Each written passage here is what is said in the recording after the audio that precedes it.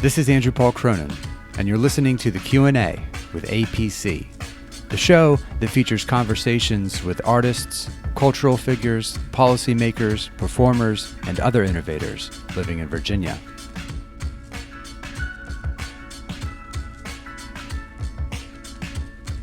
Episode 18, Ironclad Distillery Company. My guest, Owen King, is the head distiller for Ironclad Distillery Company, a family-owned bourbon distillery based in Newport News, Virginia. Ironclad bourbon is made from local Virginia corn, wheat, and rye, along with malted barley, and aged in American oak barrels. The distillery is housed in a 3-story, 103-year-old historic warehouse along the James River and is named after the Battle of the Ironclads, the Civil War battle between the USS Monitor and the CSS Merrimack, two heavily armored ships who battled to a draw 154 years ago within sight of the distillery. In this episode, Owen discusses his first alcoholic drink, bottling 827 bottles by hand, secret taste testers in Richmond, and what it's like to know the success of the family business rides on his ability to distill. This episode of the Q&A with A.P.C. was recorded at Owen's house in Ocean View, Virginia, and begins with him talking about Reservoir, a Richmond-based bourbon distillery.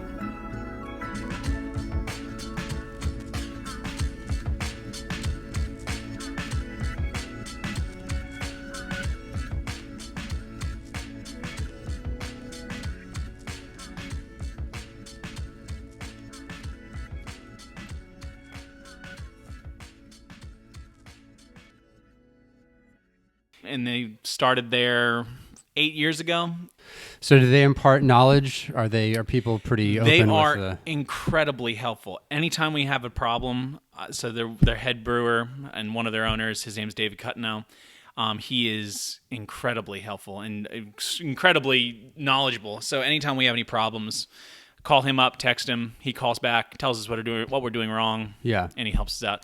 I've gone up there plenty of times to go to their distillery, and he's just incredibly helpful, really knowledgeable, super nice guy. I hear the brewery scene in terms of collaboration and knowledge sharing and not a whole lot of infighting, at least locally in Tidewater.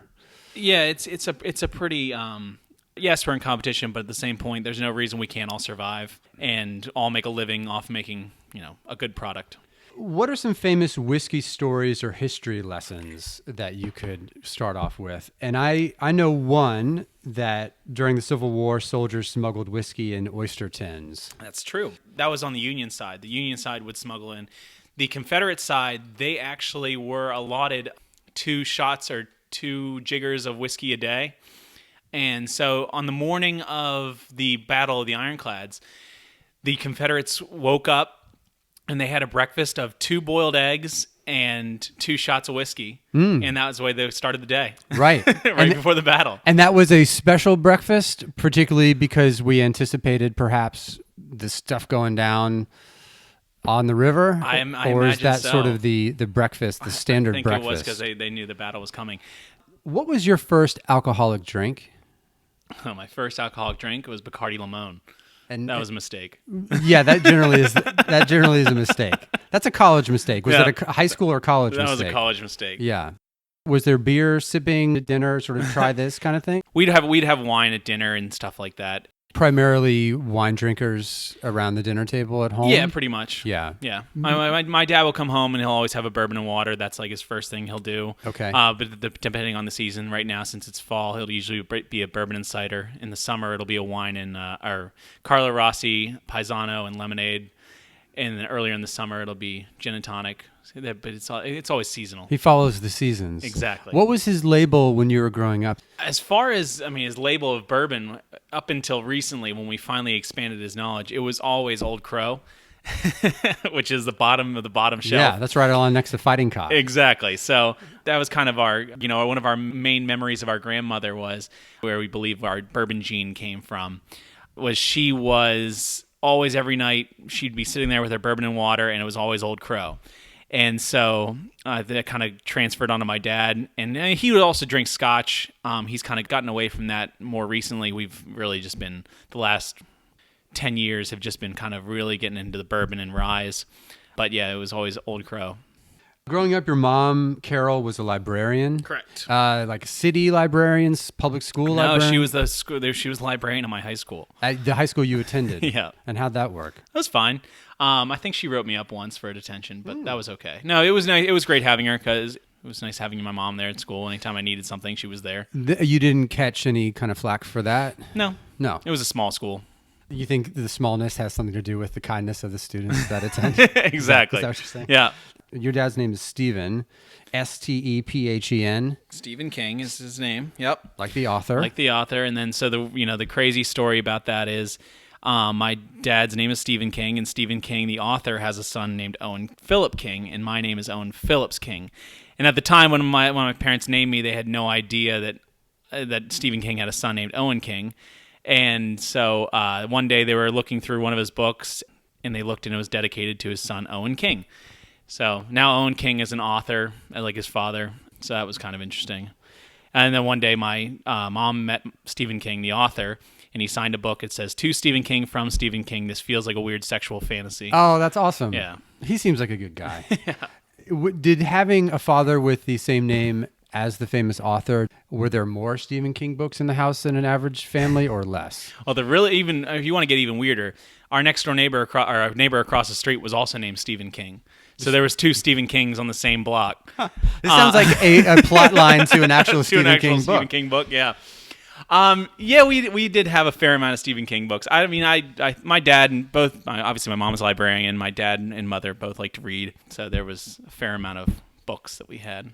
So you grew up in Pennsylvania? Yep. Rural? Southeastern. So kind of a suburb of Philly, but at the same point it was a suburb of another city called Reading, which is not known for the greatest city, but Wyomissing was a really nice suburb. So how far away is Philly in terms of... Philly was an hour and a half. And Pittsburgh? 4 hours. So you gave a quote. Most people are smart and they start with vodka and gin because you can make it and the next day you can sell it. And we're doing it a little bit backwards because that's the way our family works. Explain how your family does things somewhat backwards. We could have released a vodka or a gin, and we could have bought it from someone and then just, distilled it up a little bit and made it our own. But at the same point, we'd rather just be known for really having just one product and making it really good. We have an ironclad rule that we are only going to make bourbon, and we want to stick to that. But just because we're making bourbon doesn't strictly mean that we're stuck to one thing. We can still make a regular bourbon. We can make a straight bourbon. We can make a bottled and bond bourbon. We can do a single barrel. We can do a small batch. We could do a cocktail batch, something like that. We do have other things we can release just by doing just one single product. Your dad, Stephen, purchased the 30,000 square foot 3-story warehouse to house his restoration franchise in 2010. What does he do? What's the restoration franchise? So he had this restoration franchise. It was called Paul Davis Restoration. He actually sold it back in March just because it was cutting into too much of our whiskey business. So we needed to... He was ready to get out. He was cool with that. Yeah. So he was ready to get out and really just put all of his time into Ironclad. The restoration business was just for restoring houses after floods and fires. But when he bought a 30,000 square foot 3-story warehouse, did he know? I mean, the hope was to do whiskey top to bottom, or was it because that's a big place? When he bought the building, he had no intentions of putting in a bourbon distillery there. So he bought the building, and we'd always have these jokes about what we're going to do with the whole place, because the first floor was pretty much filled up with just equipment and some people's contents from their house. A second floor had a few things in it, but the third floor was completely void. And we'd always joke about what we should do with the third floor. And so there was so many things we kept saying. And then the one thing that kept coming back was bourbon distillery. And we continued joking, like, yeah, totally bourbon distillery, because we all loved bourbon at this point. So one day I came into work and we're sitting there and he's like, "Oh, I forgot to tell you, I bought a still." I was like, "All right." So we're doing this thing. So we got the still came in, we decided to go through with getting all of our stuff right because we didn't want to be breaking the law. Right. Because you can't home distill. You can home brew all you want. You can't home distill. And so we decided to make this whole thing legal, get it started, and just start seeing what we could do. Start doing it. And the warehouse is located on the riverfront along the James River. Yep. And it's got brackish, salty air, which may influence the taste of the whiskey.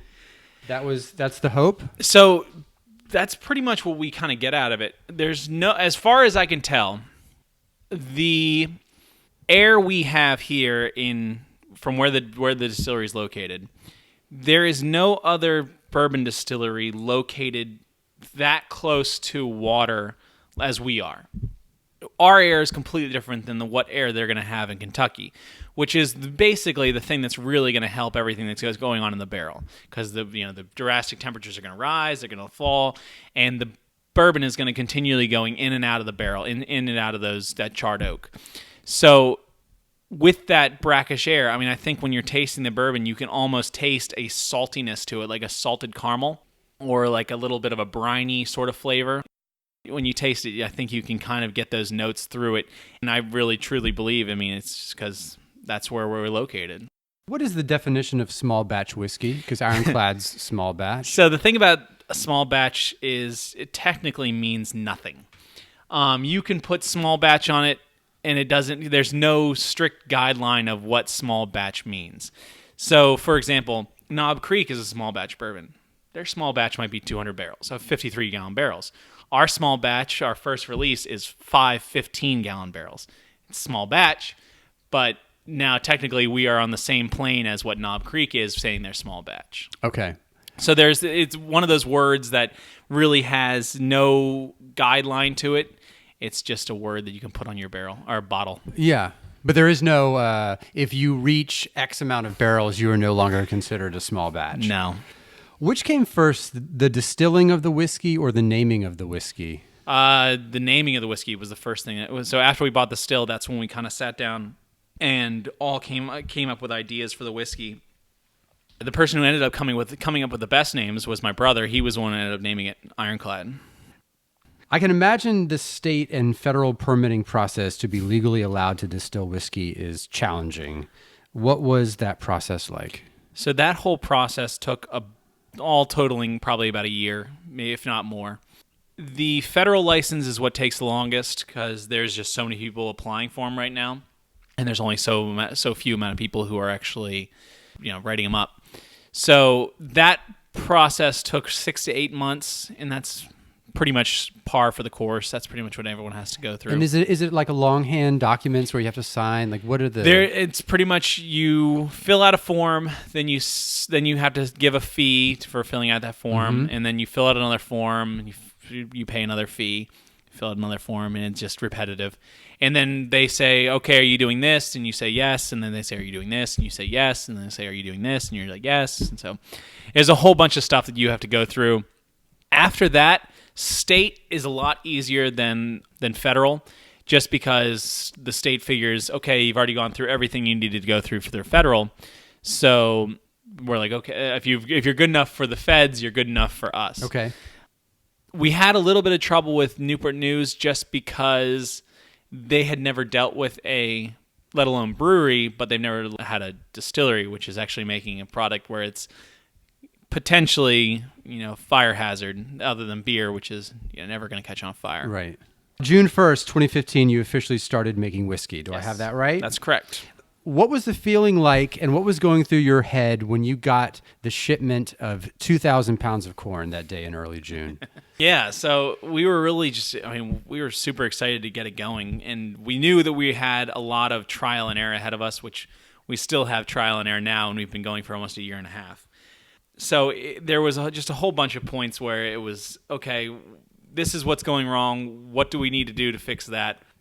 Made sure we were trying to make the best stuff we could possibly make.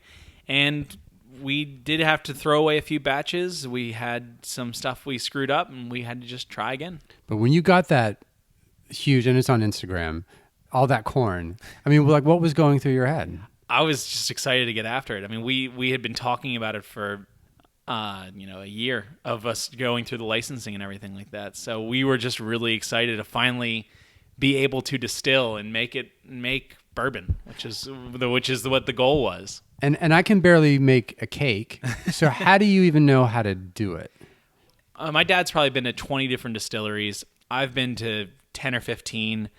We've gone to the Bourbon Trail in Kentucky to go hop around there to learn about that stuff. The main thing is we read a book. There's a distillery we are modeled after. It's called Kings County Distillery. They're in Brooklyn.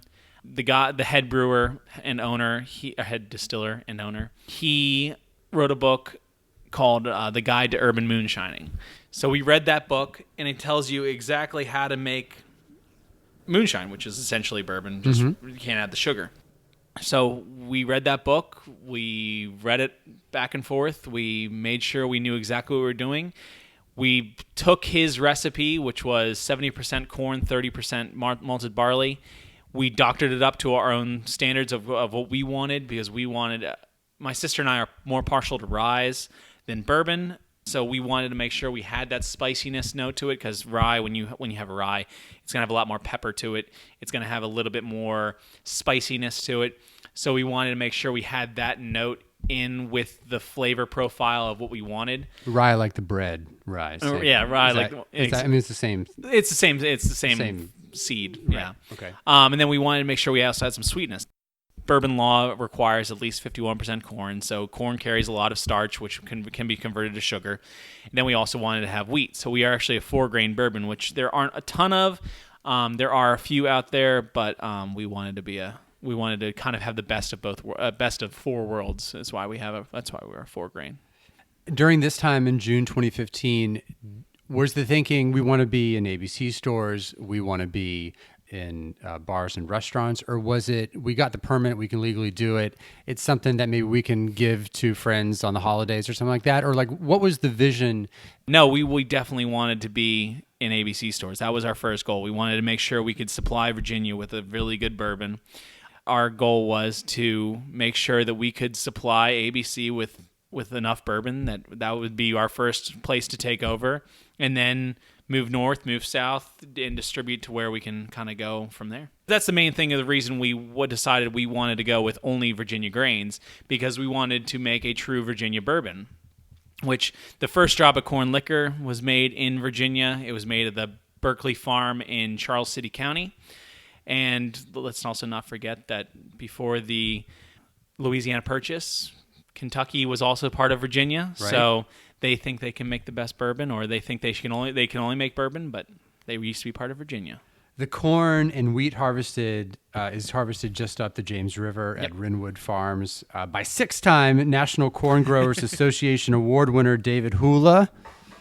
He's amazing. How did you connect with Mr. Hula? So we ended up writing someone. I was emailing a whole bunch of people out in Richmond to try to find someone who worked in the agriculture department who knew a grower who would have the right grains that we needed to make bourbon. I can't remember who took me out to meet him. I met David, who's a super nice guy, really knowledgeable about farming, and instantly we were talking, and I was telling him what I wanted to do, and he said, "There's no reason I can't get all this stuff for you." And I mean, he grows the corn and the wheat. He can't grow the rye just because the way his farm operates, and rye grows a lot taller than what wheat and corn do, and it blows around. So it actually just worked out perfectly. The rye, even though it's not harvested and grown in Rinwood Farms, you get your rye in from Goochland County, which is near Richmond. Yeah. And what was the connection like there? So I just told David that I needed rye from Virginia, because he really respects our passion to only want to have Virginia grain. Absolutely. So he wanted to make sure that he could find and keep a source for rye, and so he went out and sought after a grower who could supply us with rye. You partner with the Commonwealth of Virginia and Newport News through the Governor's Agriculture and Forestry Industries Development Fund. You guys got a $12,000 grant. Yeah. Newport News, I thought, would probably be really thrilled that this was presented, sort of almost dropped in their lap. Yeah, so we had a whole ceremony of everyone coming out there. We had the Secretary of Agriculture, we had the Mayor of Newport News. They all came down, and they presented us with the grant and a big check, which is cool. And they signed our first barrel. So the Mayor of Newport News signed, the Secretary of Agriculture signed. If you go to Ouzel Finch Brewery over in Fort Monroe, they are currently aging stuff in that barrel, so you can see their signature's still on there. And it's when that barrel's finally done with, because after you put beer in it, it's kind of useless. I'd like to take the barrel apart, take that stave out, maybe cut it up and have it framed so we can have it kind of as a memory of our first barrel. Was there a cutting of a ribbon and that kind of thing? And how did that go? Because that can be really tough, it appears, with different things. No, that's probably gonna be the next thing we're gonna do when we finally open up our tasting room. We'll probably do we'll have a ribbon cutting ceremony, because that's gonna be the next biggest step. But be careful with that, because that can go really. It's hard. It doesn't look like the scissors ever want to cut, and then it's awkward. The giant scissors are a little dull. Yeah. I think that's the problem. So you got to come with something better than the scissors. Boilers, stills, fermenters.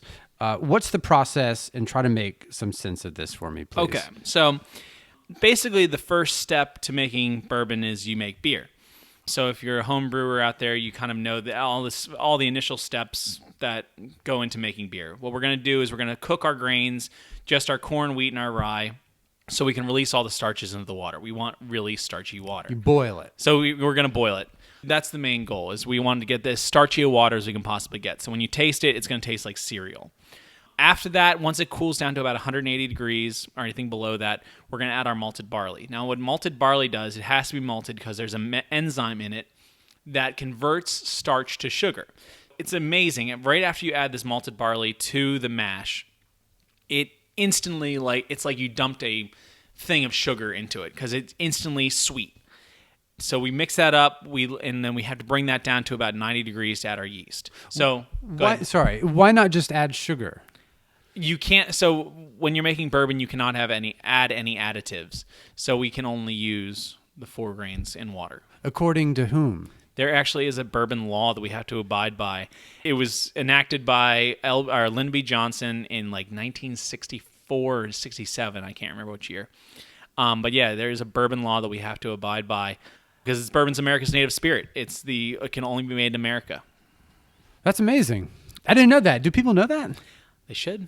They do now. We should have rules like that for cheeseburgers and stuff, because who knows what the hell is going on with the cheeseburgers. Yeah. All right. So the enzyme converts it to sugar. Yep. And so after the enzyme converts it to sugar, then we're going to add the yeast, and the yeast needs sugar to eat, and the yeast eats the sugar and converts it to alcohol. Go ahead. It's going to take me a little bit. So as the yeast is eating all the sugar, it's converting the sugars to alcohol. So that's going to be the fermentation process. So as it's fermenting, it's going to ferment for about 3 to 5 days. And then the next step is we have to separate the grain and the wash. So at this point, we have internal heating units on our stills that we cannot cook with grain inside our stills, because all that grain is going to do is it's going to gum up the heating units and burn it, and then it'll burn my bourbon, and I don't want that. So what we have to do is we have this grain separator at the distillery, and what it does is it shakes it up, and all the grain goes out one side and all the wash comes out the other. We pump that wash into our racking tanks. We let it sit in there, and all that's going to do is it's going to separate the wash. So at the bottom, it's going to be this cloudy, dark, dead yeast, a little bit of starch, fine flour that's gotten through the sieve, and then the top is going to be this lighter color stuff that we want. That's the stuff we want to distill. After that, we let it settle for about a day. Pump all that out into the first 5 stills, and what those are going to do is those are going to distill our fermentation, and we're going to get about 5 gallons of 20 to 25% alcohol. After that, we're going to dump that into our column still, and our column still is going to refine it to the point of where it's actually drinkable, and the stuff where we want to put it into the barrel. Another one of the bourbon laws is that you cannot distill it at any higher than 160 proof. So if you distill it any higher than 160 proof, what that does is you're just killing any flavor that you kind of produced during the fermentation process. So if you're making vodka or gin, you can distill it as high as you want because you don't want flavor. You want a neutral spirit. After that, we're going to proof that down to 125 or below 125 because another one of the bourbon laws is to go into a barrel, it cannot be any higher than 125 proof.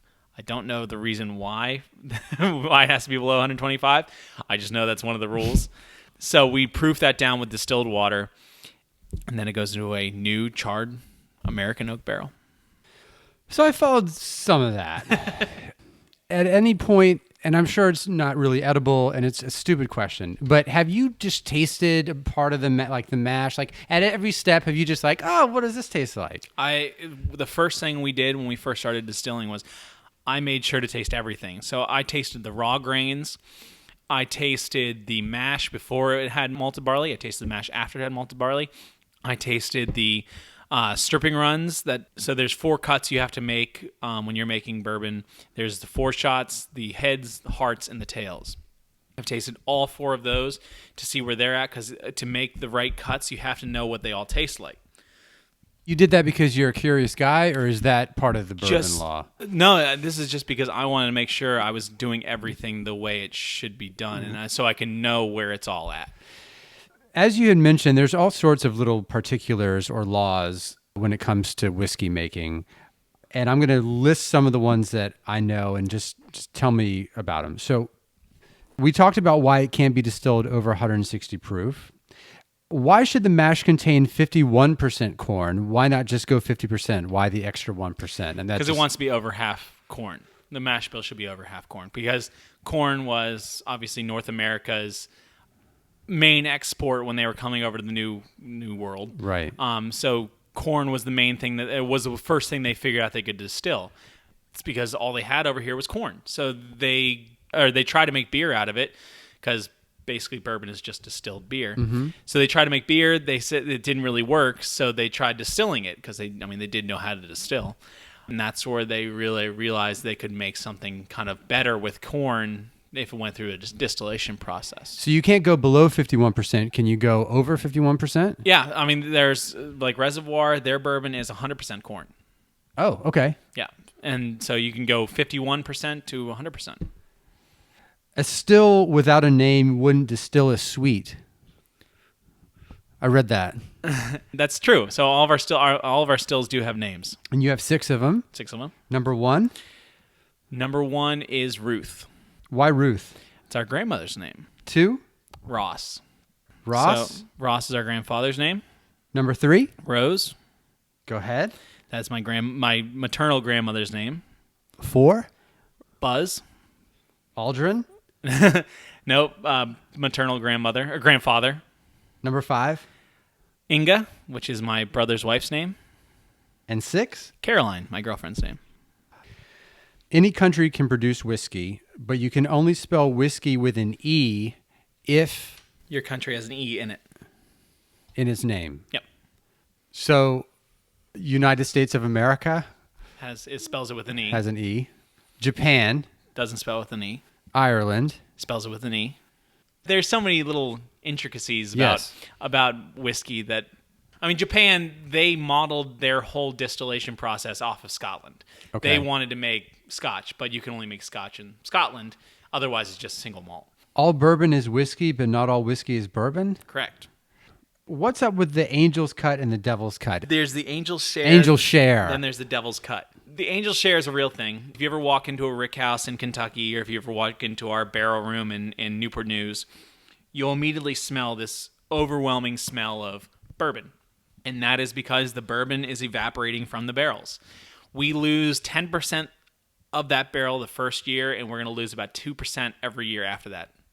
So it literally goes. It's literally evaporating. So elsewhere. That's why. So when you walk into a rick house or a barrel or a place where the barrels are, you're smelling evaporating whiskey. Devil's Cut, the way that Jim Beam explains it is that they squeeze it out of the barrels. There's a method of doing it where you throw in water into the barrel and you do something to it, and you're gonna get all that barrel out of the staves. There are a few things cooler than an oak barrel with lettering branded into it or painted onto it. Talk about the barrels you use, what kind they are, their purpose, and where you get them from. So when we first ordered our barrels, we first got them from Minnesota, which is a place called the Barrel Mill. They make craft distillery size barrels. So they go from 5 to 30. That's all they do. They don't do 53s. There was a barrel shortage because there are so many craft distilleries that have popped up. So they ran out of barrels, and we instantly needed to rush around and find a second place for barrels. So we found this tiny little cooperage in Missouri that also, the guy makes wine barrels 90% of the year, and then when he finally catches up on his wine barrels, he decides to stop and makes 15-gallon whiskey barrels. So making whiskey barrels is a really niche thing to do because there's a charring on the inside is a real art to it. There's chars 1, 2, 3, and then extra dark. And this difference in the chars is a matter of seconds in between. So you can easily screw that up if you don't know exactly how long each one's supposed to go And that's with through. fire? And that's with fire, yeah. Fire. And they're 15-gallon barrels, so they're not the kind of barrels that you would see at Busch Gardens or like people would take a bath in, like in the Wild West. They're more like the Donkey Kong's kind of size barrels, if that. Yeah. Unlike other liquors that can be cooked, distilled, and bottled fairly quickly, bourbon takes time. What would have happened if after a year you had just some kind of whiskey tasting thing? At that point, it would stay in the barrel until it tasted good. It was just, I mean, we were not going to release it until we were happy with where it tasted. If it came to a point where it never tasted good enough, we could just dump that barrel out and redistill it again.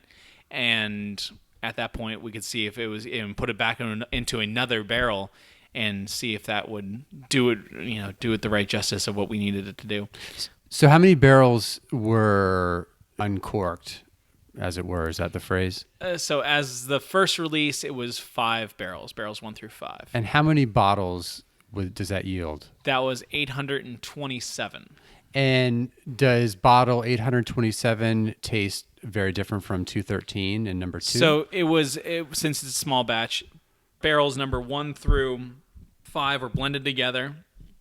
And so bottle number 213 should taste the exact same as bottle number 827.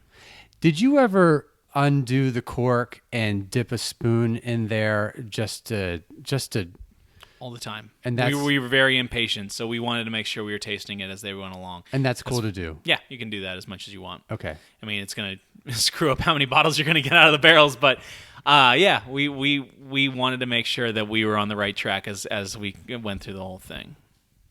Explain what it's like to know that the success of the family business rides on your ability to distill. Is that funny? No, I never thought of it that way. Oh, well, that's good. I'm sorry. Next question.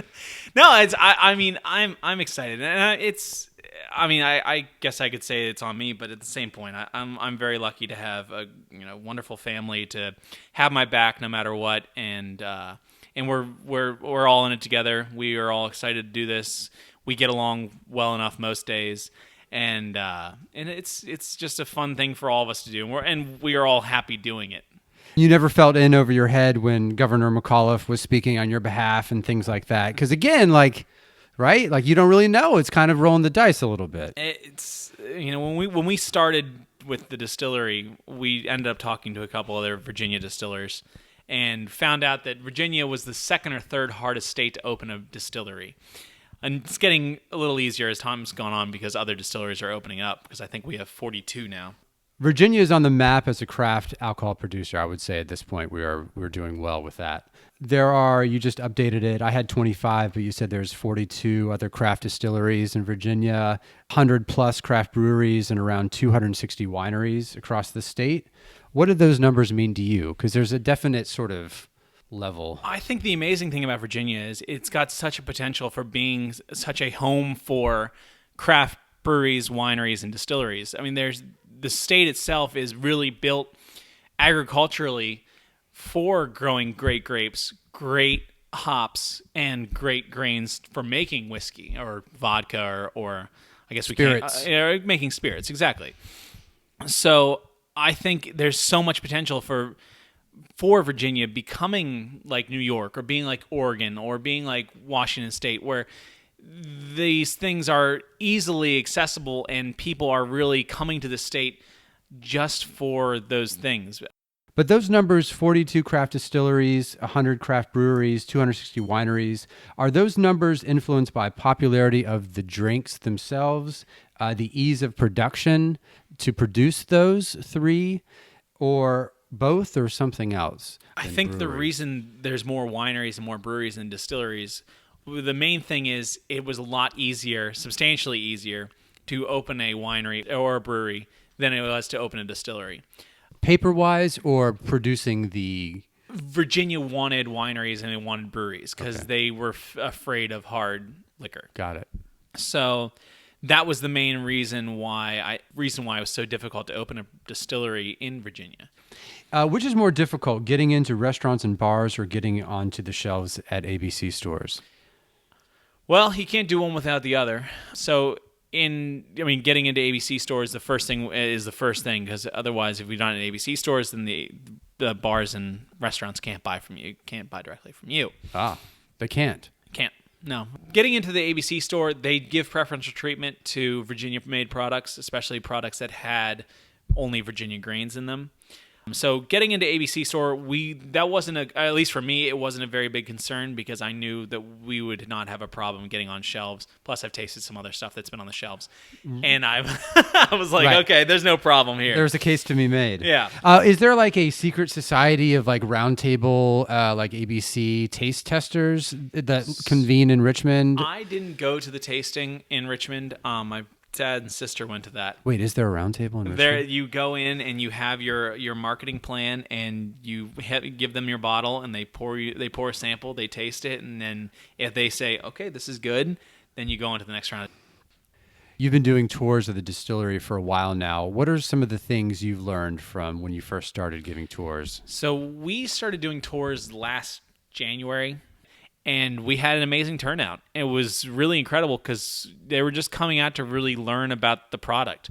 It wasn't like they were coming out because they knew we couldn't do tastings. So they were just really coming out because they were genuinely interested.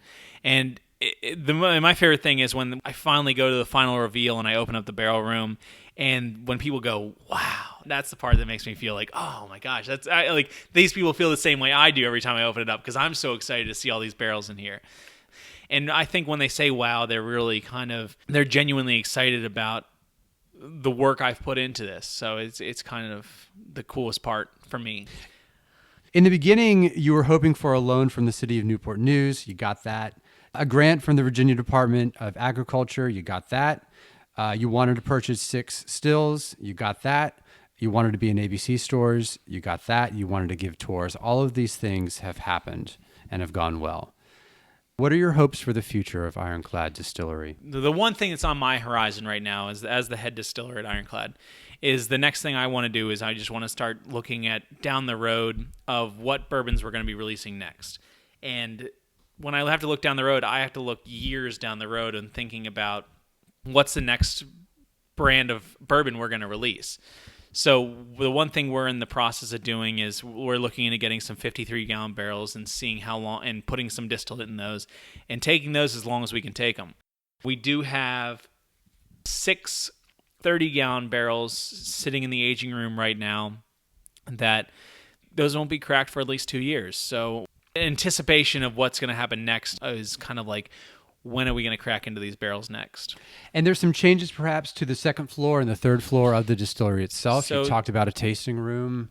Yeah, the tasting room is going to is moved into the front portion of the distillery. So that's going to be probably early 2017. That's what we're shooting for. Third floor is the end game of where we want to end up with putting the barrels, just because that has the most drastic temperature changes and the best place to kind of age that whiskey. On top of the bottle of Ironclad whiskey, there's a yellow wax seal with the Anchor logo. Yep. Talk about who does that, how that's done, and the decision process behind that. So the the whole bottling process is completely done by hand. It was done by me and my sister, and then my parents' neighbor came over and helped us once. The whole process beginning to end, probably took us about 3 weeks doing the 827 bottles. It was a lot of fun. So we bought a slow cooker. The slow cooker, we put the wax in there. We let the wax melt. Then I had to dip the bottles in wax. And according to some of our other friends in the bourbon business, you can't let the wax run down your bottle because Maker's Mark sends you a cease and desist. Are you Because that's their thing. That's their thing. We drip it. So I had to sit it with the bottle upside down, waiting for all the excess wax to drip off. Then flip it over, then put the stamp on it, and then we go with a label, and then we go with a necker and clean off the bottle to make sure there's no fingerprints on it, to make sure it looks good on the shelf. Wow. It was a whole process. It was annoying, or not really annoying, but it was tedious. Tedious. That's a good word. What's the best way to enjoy Ironclad whiskey? I'm not a picky person. If you want to drink bourbon, drink it any way you like. I personally think that, just on the rocks, it's a great way to do it. How many? 2. 1, if you have the sphere of ice, I think the sphere is great. One big cube of ice. Any way you can enjoy it. Owen, thank you so much for coming on the show. No problem. This is great. Thanks a lot.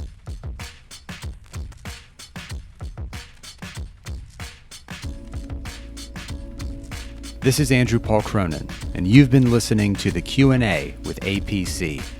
To hear archived episodes, go to soundcloud.com/QAAPC or subscribe to the show on iTunes. For exclusive content, including upcoming shows, behind-the-scenes pictures, and more, follow the show on Instagram, Twitter, and Facebook at QAAPC. The executive producer of the Q&A with A.P.C. is Ben Riley. The music was arranged by Soup.